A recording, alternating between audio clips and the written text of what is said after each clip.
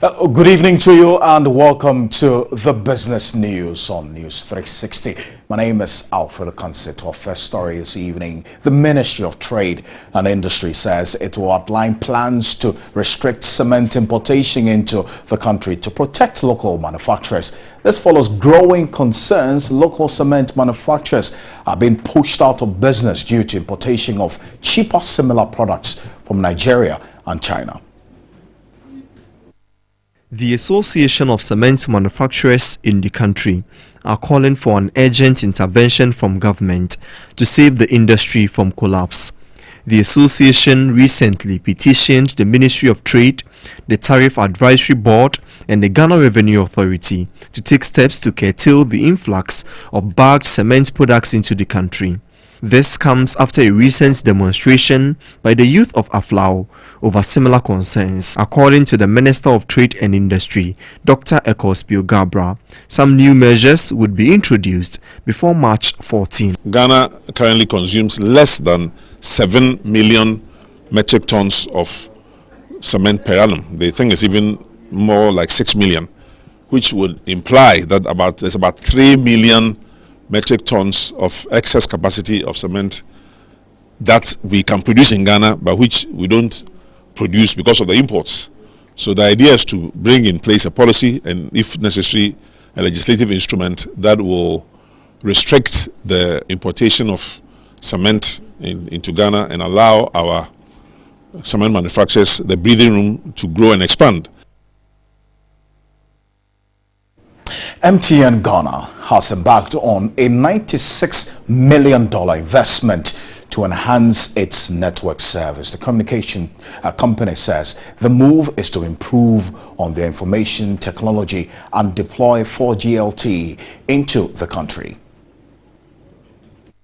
The $96 million investment is divided into three parts: $62 million to infrastructure, $16 million to information technology, and $18 million for the newly acquired LTE.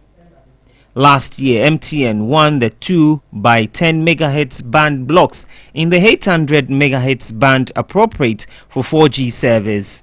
Speaking at the annual briefing of the company's performance, the Chief Executive Officer of MTN, Ebenezer Asante, added the company is ready to launch the 4G mobile technologies by the middle of this year to enable a reliable voice and data services. Is that our 4G service will be available on mobile. The current 4G service is fixed.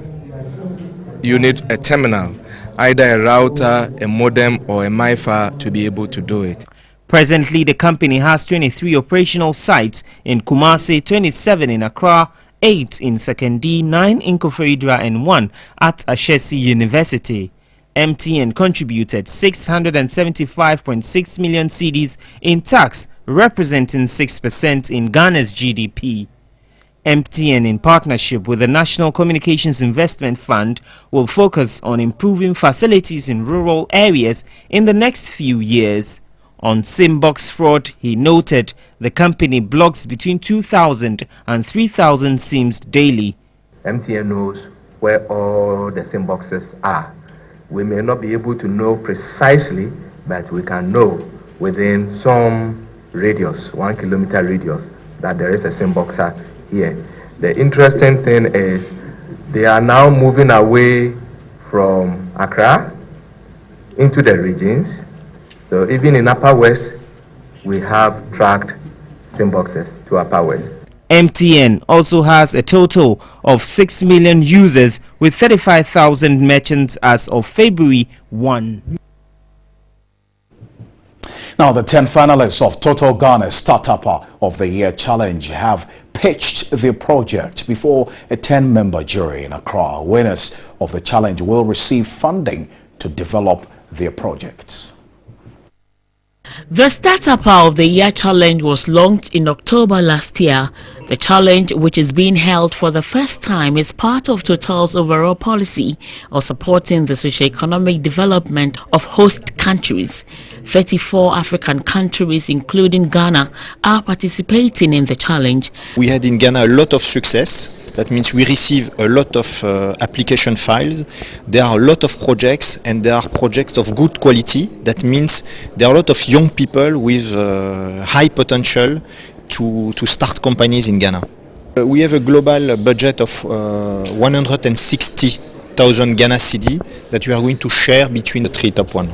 The challenge received over 1,000 applications from young entrepreneurs in the country, but was scaled down until the final 10 was shortlisted. The finalists presented their project cutting across various fields of work. A finalist said whether win or lose, he will pursue his dream. In our technology, we try to use microalgae and coconut shell and coconut husk as complementary treatment process to treat wastewater. Our main aim is to win the startup money, and then we try to implement our short-term goals. And if we do not win, we've already applied for funding. The project seeks to strengthen the industrial base and employment opportunities in the participating countries by helping the boldest and most innovative entrepreneurs to carry out their project. Total is a retailer of petroleum products, which include fuels, lubricants, asphalt, bitumen and LPG in Africa. Total focuses on ensuring that its operations worldwide will promote economic, social and environmental benefits. The company operates in more than 130 countries worldwide and has over 100,000 employees across the globe. Total Ghana has about 230 retail service stations spread across the country.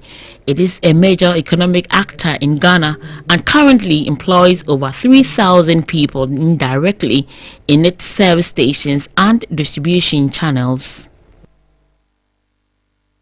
Now, Royal Unibroue, a leading supplier of malt drinks in Africa, has rebranded 3 of its products. The international marketing manager of the company, Kenneth Hansen, believes the rebranded products will reposition the brand strategically amongst its competitors, especially in Africa.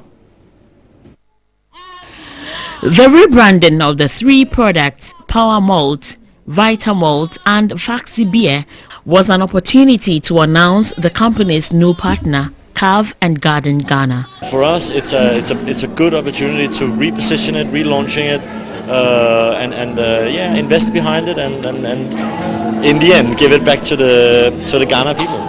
Royal Unibroue believes rebranding the 3 products will strengthen the company's image amongst its competitors.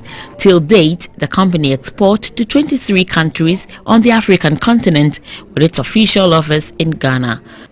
Otis McAllister, distributors of Royal Unibroue, is convinced the rebranded product will yield positive results for the company.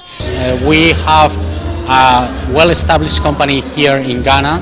We did a joint venture with Cave and Garden, so we established a much larger company in Ghana, that is Otis McAllister Ghana. And on the other hand, they have the route to market, and they have the knowledge and the skills to develop the market in Ghana. Royal Unibroue is one of the lead suppliers of malt drinks in Africa. Producers of Vita Malt, the preferred brand of many local consumers. Vita Malt remains the world's 3rd largest brand in the malt drinks family and at the same time the largest and most widely distributed malt drink brand in Africa. We believe that there's a lot more in Power Malt than what we have done so far, and that's why we are reinvesting into the brand. And as I always say, bringing the Power Malt back to the hands of the consumers in Ghana, that makes me happy, and it makes the brewers happy. Royal Unibroue are hoping to set up a major processing company soon in Ghana. Let's go into the stock market to look at the performance of some stocks on the Ghana Stock Exchange. Total Trader shares went up by 54.67% following the exchange of 1,013,011 shares, which was valued at 1,113,852 cedis, a decrease of 24.80% compared to last week. Cowbank recorded the highest trader shares in the week after contributing 683,737 of total trader shares, representing 67%. The composite index has hit currently the minimum for this year, which is -2% year to date. This will turn around during the year. Research shows that every election year we do a positive on the market, so we are hoping that there will be a turnaround. Gainers for the week were Enterprise Group Limited appreciating 2.08% in value, Goil 1.38%, and Societe Generale Ghana 1.25%. Losers for the week were Ecobank Transnational Incorporated, losing -8.33% of its value, Trust Bank Gambia -5.41%, SIC -5.26%, Cowbank -0.99%, and Ecobank Ghana Limited -0.43%. Because values of equities have come down, people are finding value in those equities, but they will want to purchase it for the barest minimum they can get it at. So I'm not surprised that there are volumes being transacted, but prices are still depressing. It could be that people want to take as much as they want to take at a low price, so that when the turnaround happens, they can make the maximum gain that they can get on the market. That's it for business on News 360.